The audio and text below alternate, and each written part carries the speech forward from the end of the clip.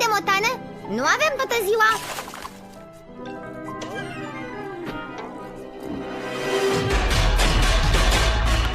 Totul într-o singură zi. Nu pot să cred că s-a ajuns iar la asta. Grăbește-te, că n-am toată ziua la dispoziție. Buci, ești nafurisit. Pleacă, mami, dorm. Ascultă, Buci, trebuie să fii drăguț cu cei din jur. Pleacă, amice. Buci nu va schimba nimic. Ba da, și îl voi obliga eu. Tu și mai cine?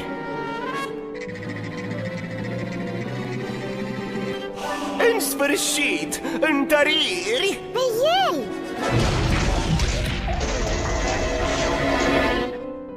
Schimbă-te, Buci, până nu-i prea târziu. Da, Ești pe calea cea rea.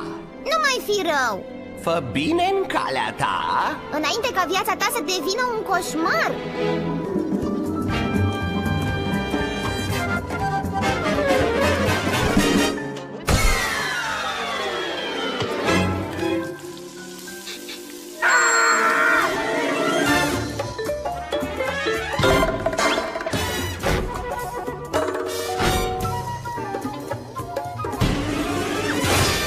Ajutați-mă! Trebuia să mă asculți, dar tu nu. Ajutor! Bine, ai câștigat! De acum înainte voi fi bun! Bun, ai auzit?